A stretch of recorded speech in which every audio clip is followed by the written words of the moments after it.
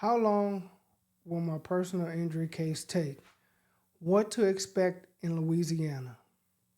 Imagine you're injured and struggling with mounting medical bills, lost wages, and the stress of an uncertain future. You live in a state of constant pain, constant fear, not knowing what is going to be next and when this will end.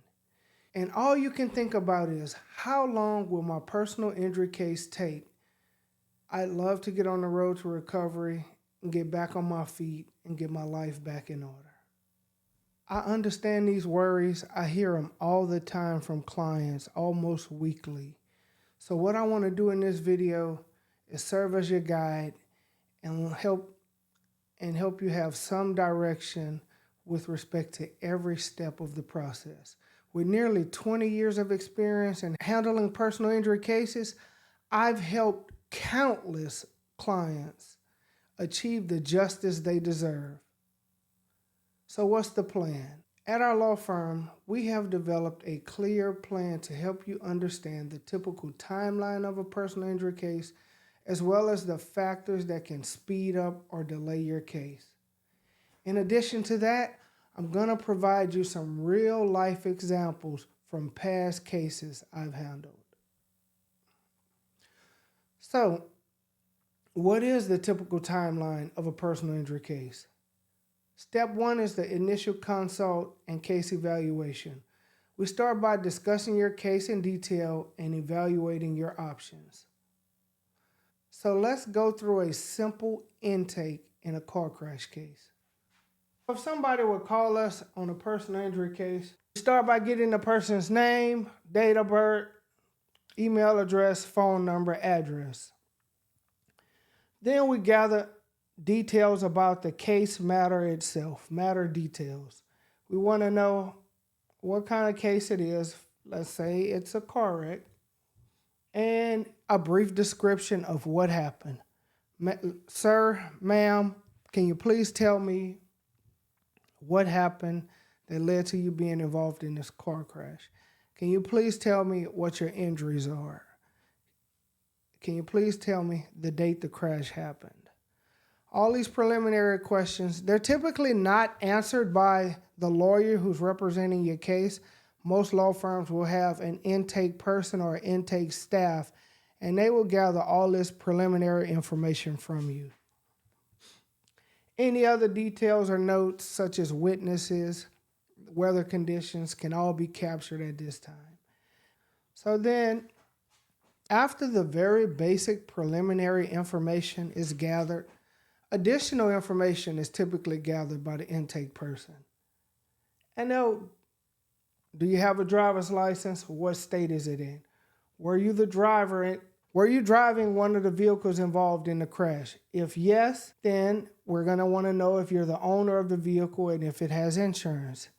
If no, we're going to want to know the name of the owner of that vehicle and if that vehicle has insurance.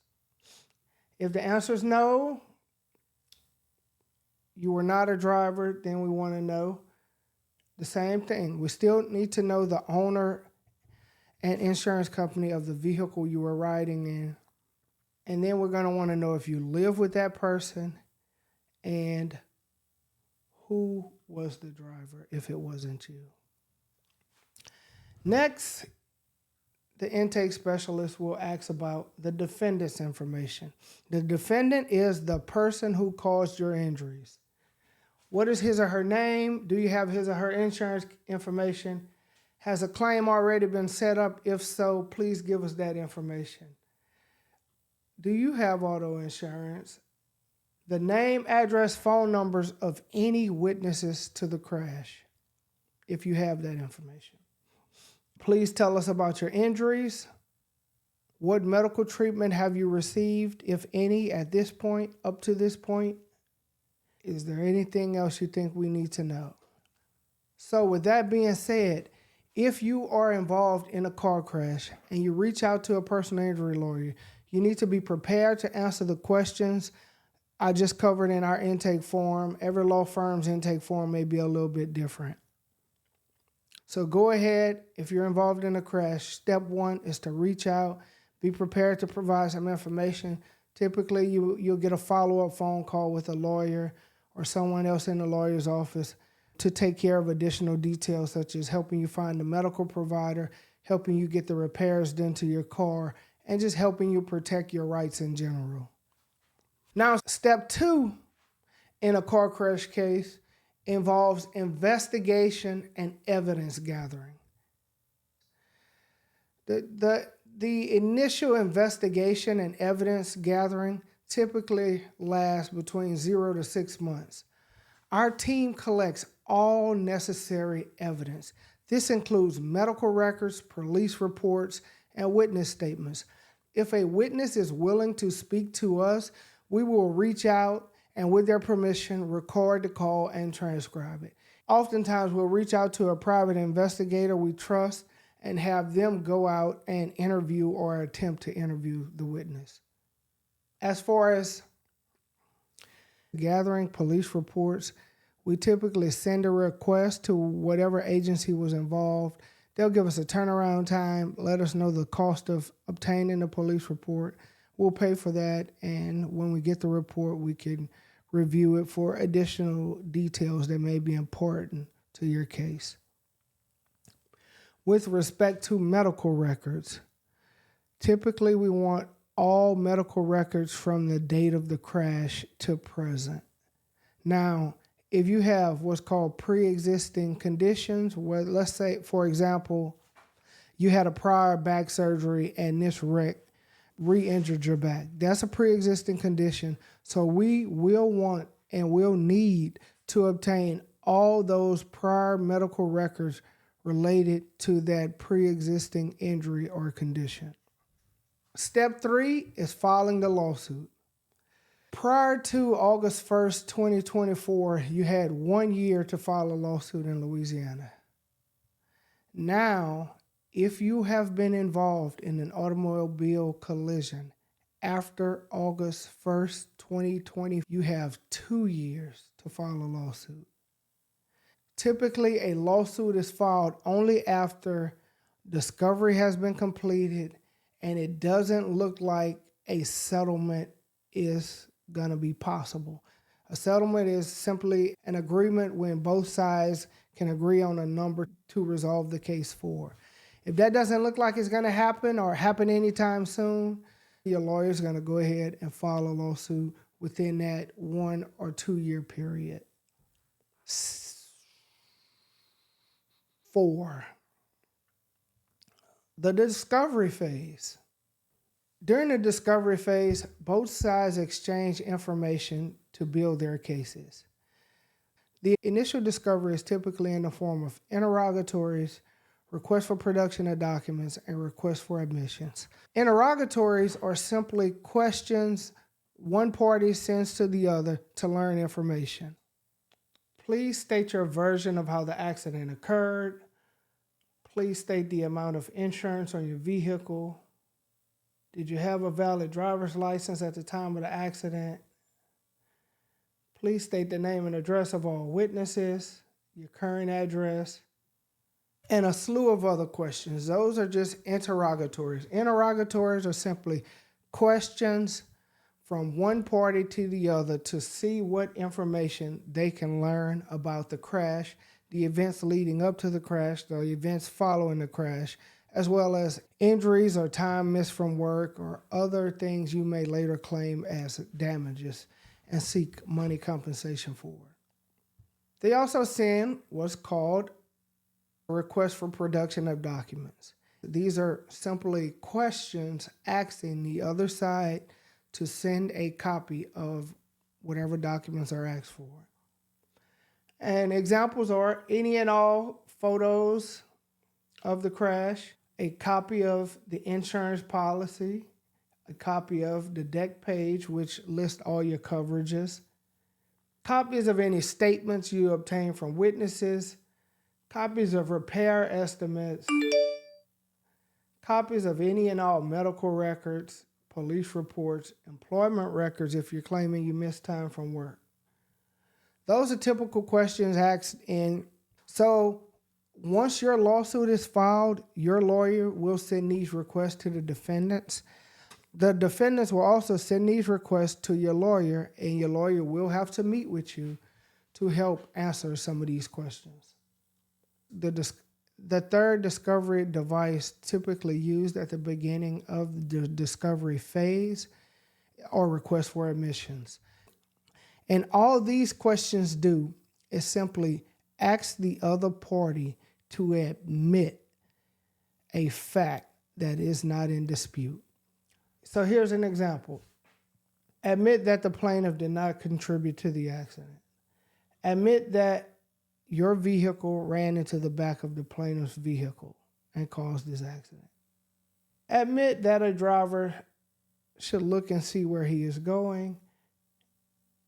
Admit that a driver must keep his vehicle under control. Requests for admissions are typically used as a strategic approach to minimize the issues in the case. Step 5, pretrial motions and hearings. This process can take approximately 1.5 years, I would say. So there are several different motions that can be filed pretrial, but I want to focus on what I'll call the big three. Number one being a motion to compel. A motion to compel is typically filed when your lawyer has requested an item in discovery and the other side simply refuses to comply with the request, even though they are legally obligated to do so. The second motion typically filed is a motion for summary judgment. A motion for summary judgment is filed when one party believes there's no genuine issue of material fact. What that means in plain old English is that this person doesn't have a legally viable claim against me. I would like the court to dismiss this matter. These are typically filed by the defendants in hopes of ending the litigation early. So help your lawyer. Be there, be responsive to your lawyer, because he or she may need your assistance if they're hit with a motion for summary judgment. The third motion typically filed pretrial is a motion for status conference and or to pick a trial date. Oftentimes, this is filed knowing that the trial itself may not happen this year, may not even happen within a year. However, this allows the judge who will oversee your case to set deadlines to help get the case moving. Deadlines such as, this is the deadline for discovery. This is the deadline to amend your pleadings. This is the deadline to hire experts and have them render a report. And ultimately, the hopes are to set deadlines to get the case moving so nobody sits on their hands for 1, 2, 3 years doing nothing, and ultimately to get a trial date. Step 7, if a settlement isn't reached, we prepare thoroughly for a trial. Now, just because step 7 is trial preparation does not mean a skilled lawyer will wait to begin preparing your case for trial. Honestly, a mindset set toward trial should be the mindset of the lawyer from day one. From the initial meeting, the lawyer should start thinking about, is this information going to be important if this case goes to trial? And if this information is in fact important, where does this lead me? What's the next step I should take right now with respect to this little piece of information that could be vital to my case if it goes to trial? Even though most cases don't go to trial, having a lawyer who will prepare it as if it's going to trial will result in a larger settlement, whether it's between the parties or at a mediation with a mediator overseeing the process. If your case is prepared as if it's going to trial, the defendants, the insurance company, will be willing to offer a greater settlement for you. Step 8 is the trial itself. There are several parts to a trial: jury selection, opening statement, direct exam, cross-examination, closing argument, deliberations, and appeal. Those 7 parts of a trial deserve their own video, which I will be making in the near future. Step 9, post-trial motions and appeals. If either party is unsatisfied with the trial result or a portion of the trial result, they can ask the judge to modify it. If the judge denies it, then they can appeal. Now that we've talked about the legal side of it, let's talk about day-to-day factors that can influence how long your personal injury case will take. The first being the severity and complexity of your injuries. Complex medical injuries require significantly more time for medical evaluations. First of all, no doctor's gonna just cut you and do surgery on day one. They're gonna wanna try conservative treatment, physical therapy, pain medication, injections, RFAs, which is a procedure where they burn the nerves. Doctors typically try all these conservative procedures before cutting on you. And truth be told, you have a duty. If you're a plaintiff in a car wreck, you have a duty to mitigate your damages or minimize your damages. And that's done by following the doctor's advice, going through with the conservative medical treatment recommended to see if that'll help, and then finally having surgery if it gets to that. How long it takes for any person's individual medical history to develop is truly a case-by-case basis. It depends on how severe your injuries are, as well as how quickly you recover. No skilled personal injury lawyer is gonna want to settle or close out your case if he or she does not have a full understanding of the extent of your injuries. Once we have a full understanding of the extent of the injuries, whether it's knowing if the client has completely healed, what is his or her current level compared to pre-accident level, or if the client has not healed and needs additional medical treatment, if the lawyer can answer either one of those 3 questions, he or she can begin to try to resolve your case. But as long as there are unanswered questions about the extent of your injuries, your long-term prognosis, the lawyer's going to be hesitant to try to resolve your case because you could be leaving lots of money on the table. The second thing that could affect how long your case will take are liability issues. Disputes over who caused the wreck. If it's a simple crash where you were rear-ended and there's no dispute, liability is going to be clear, and the insurance company typically won't use this to delay resolving your case. However, if it's 2 vehicles making a left turn and both of them are claiming they had the green light, that is a case that's going to be highly litigated, highly contested, and will take significantly longer to resolve. In most cases where there's a disputed liability, you typically can't resolve it prior to filing a lawsuit. Moving on, another factor that could extend how long your case will take is the amount of money damages you're seeking. The more money you're asking for, the harder your lawyer is going to have to fight for it, and the more unwilling the defendant and his insurance company is going to be willing to simply turn it over. So you're going to have to fight for it. Sometimes, oftentimes, many times, justice requires a very long, thorough, drawn-out fight. So if your case justifies, if your injuries and the effect that crash has had on your life justifies a significant number in compensation, your lawyer's typically going to be willing to fight for it. You just have to be patient, people. The insurance companies know people grow impatient. They know people get frustrated with their lawyers, the process, and just honestly are willing to throw in the towel in a lot of situations. So maintain patience. If you have a lawyer you trust, let him or her do their job. Another factor next is the cooperation of parties.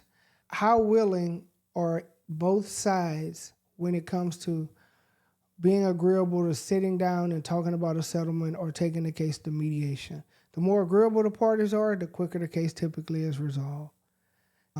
Court schedules can delay you getting a trial date 1, 2, or even 3 years in some cases. This has been magnified since COVID-19. Many courts across the state are still backed up. There's a backlog of cases that is actually quite frustrating to the lawyers as well as members of the public who have a case and want to know why these cases are taking so long.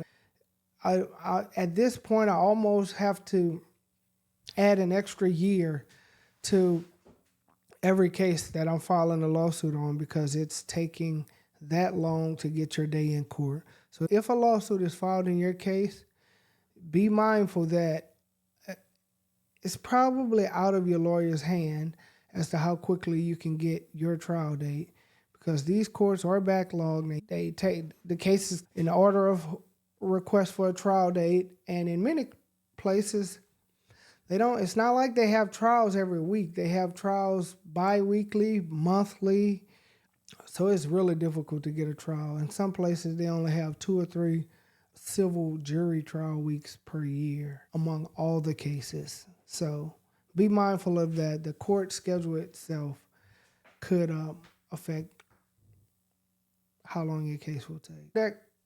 The availability of witnesses and experts, depending on if your witnesses are local or not, live in state or out of state, healthy or sick, or simply available based on their other commitments they have in their life. These things could impact how long your case is going to take as well as when your case could proceed to trial. And lastly, insurance company lowball tactics. In every case, and I mean every case, the insurance company starts off with a lowball number. Their number one goal is to minimize how much they pay. They're not there to compensate you for their injuries caused by their insured. So it depends on how low they go and how long they remain low when it comes to deciding if the case can be settled. If they realize that your lawyer is never going to go for the lowball number, they will come back to the table and gradually or sometimes significantly increase their offer. Only when the offer is at a number that you and your lawyer can live with should your case settle. If the case settles, great. You saved a lot of time, litigation expense, headache, anxiety. The case is not able to be settled, then as we've already talked about, it's got to proceed to trial. That's the only way you're going to get justice. So let's talk about a few real life examples from cases I've actually handled. Example number 1 is a case where there was a $141,000 settlement, and this was received in less than 2 years from start to finish. Now, how did this happen in this case? For starters, the defendant ran a red light while making a left turn. The client was young, in her 30s, no prior history of surgery or back problems. Her medical treatment was straightforward. She had no pre-existing conditions. This was a case that there was no surgery. This case settled for $141,000. The client did not have surgery. She had conservative treatment, which included physical therapy, treatment with a chiropractor, pain management in the form of 1 or 2 injections in her spine, and she healed pretty well. This case was a $475,000 settlement, but it took 4.5 years. Now, why? Number 1, we were asking for a lot more money than we were in example number 2. Liability was clear in this case. The driver who caused the wreck was pulling out of a gas station and hit a car that was driving on the highway. However, there were things that caused this case to take a very long time. Number one was COVID. This case happened in 2020, and I truly believe nearly 2 of these years of delay can be attributable to COVID-19. Number two, the clients, because there was 2 of them in this case, both had pre-existing conditions. These were a history of neck pain, back pain, knee pain, a history of prior surgery. All of these things were grounds for the defendants to push back, attempt to minimize and devalue the case. So we had to go out and get all of the client's medical records, all the way back to 2010. We had to depose all of the client's doctors so they could give us what's called causation. Can you relate these injuries, these complaints, these symptoms to this crash? If the doctor says yes, the defendants have to pay. If the doctor says no, they don't have to pay. Our doctor said yes, this is all related to the crash. The defendant goes out and hires a doctor, which they do in every case that's litigated. I swear, I think it's probably 100%, but I'm going to say I've had 2 cases in more than 17 years of practice. I can only recall 2 cases where the doctors hired by the defendants admitted that the client was in fact injured in the crash. And here are the photos of those vehicles from example 2. The third and final example I want to talk about includes 2 cases by the same client, just to help you guys understand how every case is different and how long a case can be influenced by many different factors. So in her first case, she received $11,000 and it took 4 years to get that. So what happened in that case? Number one, it happened during COVID. That contributed to it. The driver of the other vehicle was not a U.S. citizen. The insurance company for that driver went bankrupt. The client had 1 MRI. It came back clean. There was no structural damage done to her spine. And it was a rear-end collision. But it took 4 years because the insurance company went bankrupt during the middle of our negotiations trying to settle the case. This same lady was in a second wreck. $12,000 was the settlement. $1,000 more than she got waiting 4 years, and it only took 5 months in this case. Once again, that she had no liability or fault in causing the crash. She only treated with a chiropractor for 2 or 3 months and was fine to go back to work. And actually, she never stopped working. She was able to work during the entire time, and her injuries healed. We settled her case for $12,000, and from start to finish, that took 5 months. The best thing to do is simply ask your lawyer, how long do you think my case will take? Are there any special factors I should be aware of and understand when it comes to trying to figure out how long this might actually take? What we strive with our clients, and what I would tell people, is by following a clear plan and understanding the process, you can navigate your personal injury case with confidence. You can focus on recovery while we handle the legal complexities.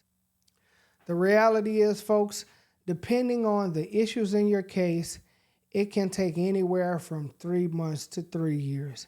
However, as time progresses and the lawyer is able to investigate the legal issues and the extent of your injuries, he or she will be able to give you a ballpark figure of when your case may settle or go to trial.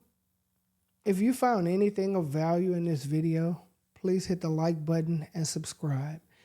If you've been in a car accident recently or you know someone who has, please tell them to watch this video and don't hesitate to give us a call. Stay tuned. I will continue to provide legal tips that apply to everyday life.